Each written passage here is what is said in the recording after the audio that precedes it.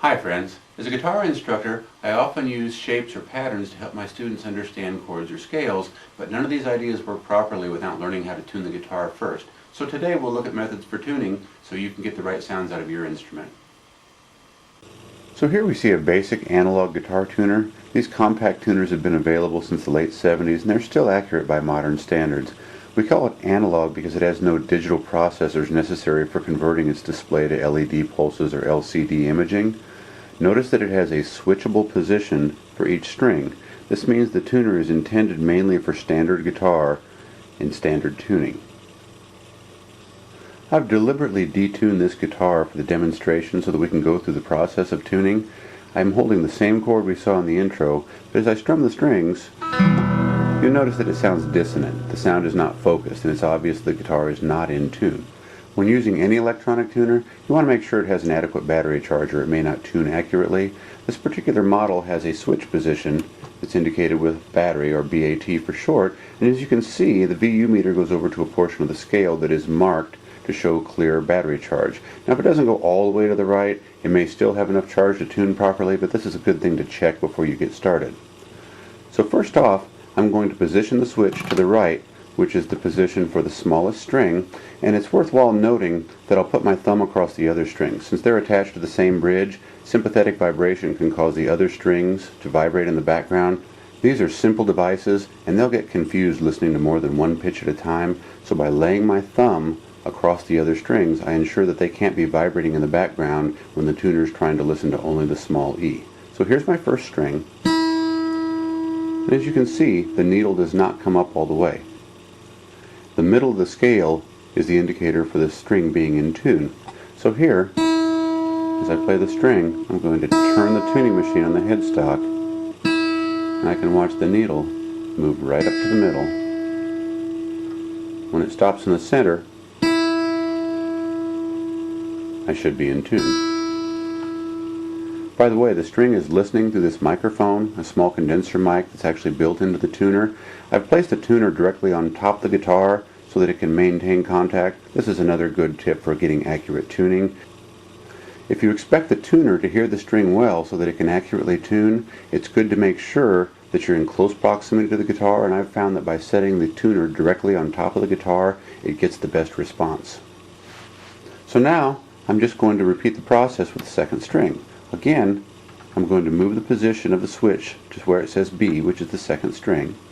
Then I'm going to lay my thumb across the heavier strings next to it, and I'll go ahead and hook my middle finger over the first string.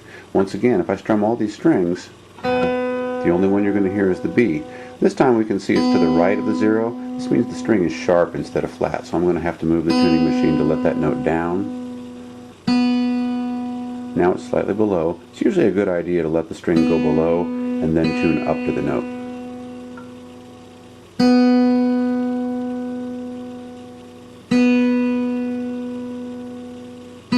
Zero it in. Now the second string is in tune. Let's repeat the process for the third. Switch to the G. Mute the strings that I don't want the tuner to hear. Indicates that it's flat. Find the appropriate tuning machine on the headstock. Bring the string to zero. Repeat the process for D. Mute the strings I'm not using. It says it's flat. Now that it's in the middle, I repeat the process for A. Mute the strings I'm not using. It says it's flat. I bring it to the middle. Repeat for the sixth string. It shows it is flat.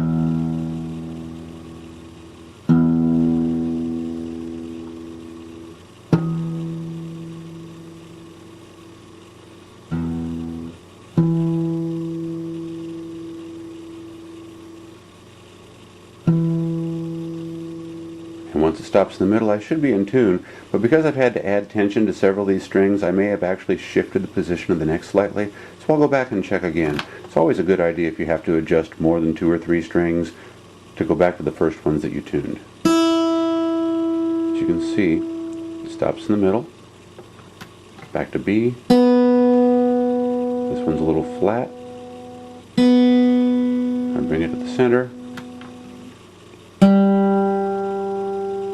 G is still good. D is fine. And from here out we'll probably be good.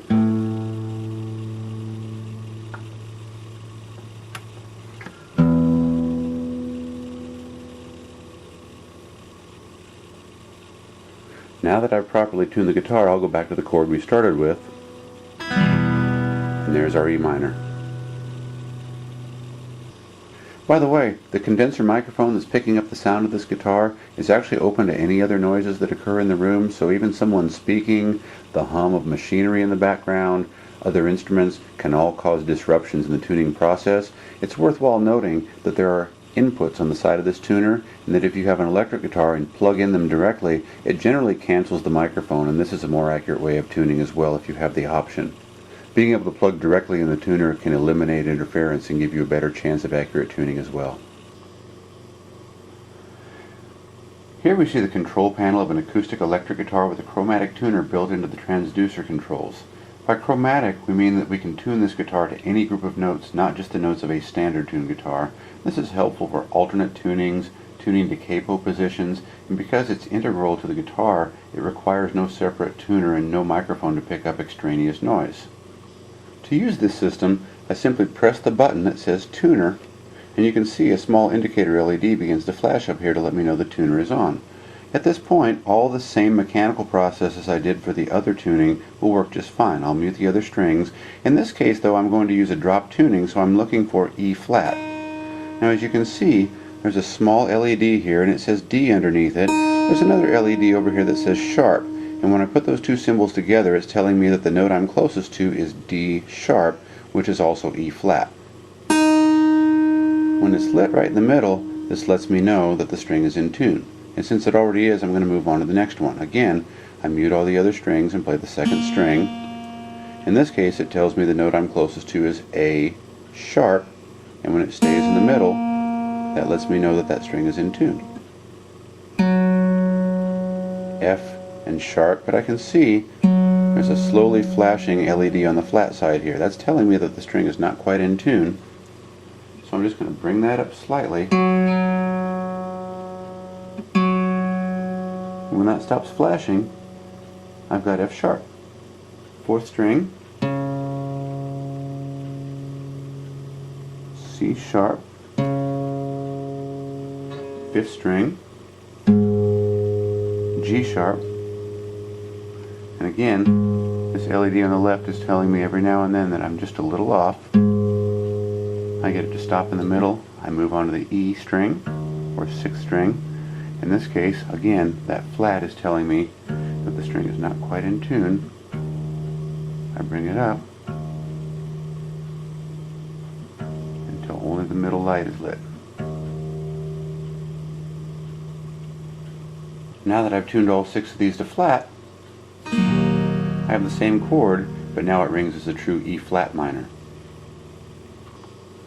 Because there's a volume for the transducer output on this guitar, it's very easy to be on stage. Simply turn the volume to the output all the way down. The tuner still works just fine, and in fact I can tune on stage without letting anybody listen to the process. Many signal processors offer tuners as a secondary function. Here we see the display of a common effects pedal. The display is set for tuning function, and I have an electric guitar plugged into it. You should have the volume and the tone controls of the guitar turned completely up when tuning, so the tuner gets plenty of signal. Solid body electric guitars are acoustically weak, and this device has no condenser mic, so it depends on the plugged-in signal for tuning. So once again, I'm going to start with the first or E string. When I pluck it, the display shows a small spinning indicator, and the fact that it's in the bottom part of the display, for this manufacturer, that means that the string is flat. So I'll just bring the string slowly up. As it slows down, that shows me I'm getting closer to the note, and this little figure 8 display lets me know that that string is now in tune. Now I will mute all the other strings except the second. Because it's spinning in the top half of the display, that means the note is sharp. Again, I prefer to drop below this note and then bring it up. I mute everything except the third string. It shows that it's flat. Did you notice that it showed it as being in tune first and then dropped to flat? Because there's lesser tension on electric guitar strings, quite often you pluck, it takes enough slack out of the string to show it as a little sharper than the note really is. A harmonic at the 12th fret is a good solution for that. It will stabilize the note and give you better tuning. I mute everything except the 4th string. It's flat, so I bring it up. A looks to be mostly in tune. You can see it wants to settle to slightly flatter. I'll just tweak the note up a little bit. When I get to stay on the figure 8, we're in good shape. E looks pretty good as well. Because I added tension to most of these strings, I will go back and check my first one again. You can see it's just slightly off. I tweak that up. B looks pretty good. G as well. D, A, and E. Now I've slipped a capo at the 5th fret of that same guitar. We're still plugged in. When I strum the E minor shape, I actually get what's an A minor chord, but when you put a capo on a guitar, it often changes the intonation slightly, and the tension from the capo may not be the same as you would use with your hand, so some of these notes are not quite in tune. This is the small string, and because it's capoed at the 5th fret, it reads at A. In fact, this is a very helpful device for letting you know what these notes are if you're not already familiar with the notes on the neck. By dropping this down, I bring the A into tune. Second string is E. I bring it up slightly. Again, because we're capoed at the 5th fret, the 3rd string now reads as C. I'm also going to bring it up slightly until the display tells me it's in tune. The 4th string reads a little sharp. Again, I prefer to drop that note down till it's flat, bring it up slightly. It reads in tune. My 5th string says it's in tune for D, capo at the 5th fret. And my 6th string reads as A. You can see that wants to flicker between sharp and right on. And we'll bring it up until the display stays.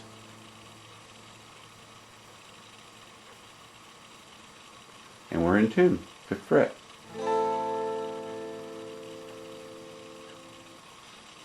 You may have noticed that I didn't have to switch positions to go from one string to another. Rather, these fully automatic chromatic tuners will sense whatever note you're closest to and immediately assume that that's the note you're supposed to tune to. One of my students once pointed out to me that if you simply move up each string, even if they're not perfectly intonated, it will tell you what note is on what string and at which fret. In this case, I'm at F at the 10th fret of the 3rd string. When I go up to the 11th, notice it still says F, but there's a slight dot in the display. That dot indicates a sharp. Therefore, G is at the 12th, but when I move to the 13th and expect a G sharp, sure enough, there's the G with the dot next to it. A at the 14th, A sharp at the 15th, B at the 16th, C at the 17th. So these tuners will actually tell you what the notes are if you don't know.